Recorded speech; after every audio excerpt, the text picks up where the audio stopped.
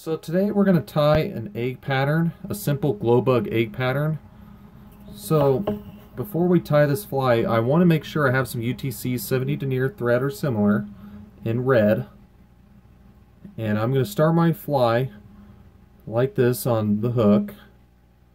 I'm going to wrap back, kind of secure the thread in place, and cut off the excess.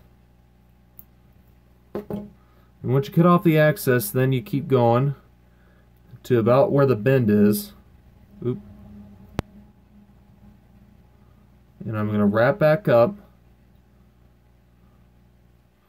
And then right when you get to about middle of the hook, stop for a bit. And what I do is I cut off a piece of this yarn here that's by Glow Bug, is what the name of the company is. It's really good stuff, and I like it better than any other egg yarn out there.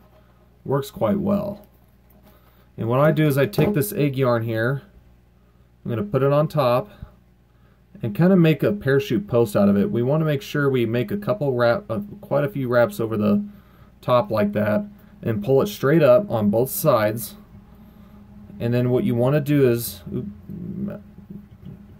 and what we want to do is we want to make sure we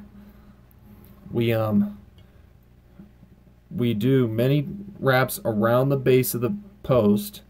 And what we do is once you get to the front, what I do is I take my whip finisher, and then we whip finish off the fly like that. And then what I do next is I trim off the thread. And then what I do is I take a little bit of head cement. I try to brush a little of this off. If I have a little bit of excess, I kind of clean it off on the sides of the bottle. But then what I do is I kind of put a little bit on the bottom to kind of hold it in better, to kind of hold in the fly a little better so it doesn't unravel as easily, because it's not much material on this and it makes it a lot more durable. Then what I like doing is I pull my parachute post up. And I like using these long hair scissors from Dr. Slick, and they work quite well for these synthetic flies like this. For a lot of synthetics, and even hair, like the name suggests. And what I'm doing is I'm making this kind of this half moon shape, like I'm doing here. And then once you cut the egg, what you do is you take the egg here out of the vise and kind of roll it around like I'm doing here in my hands. And then I know this wasn't the best version of it, but however, if that's the case, if you need to trim more off, you can always do that too. I accidentally didn't get too much. I accidentally didn't get as much as I wanted off. I think that was too thick of a fly, so we're going to trim a little more off here, because I don't like the thickness of how thick it was when I got done with it.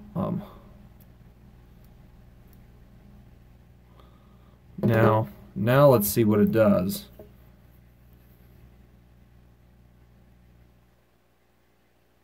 Still a little too thick, but yeah, you get the picture here. You basically want to roll it out to round it out a little.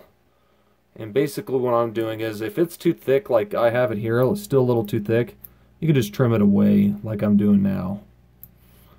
But it's almost about done. Look, there's a couple little spots, and it never fails. Sometimes I always get these spots that are longer than others, even if I do trim it perfectly, just so you know.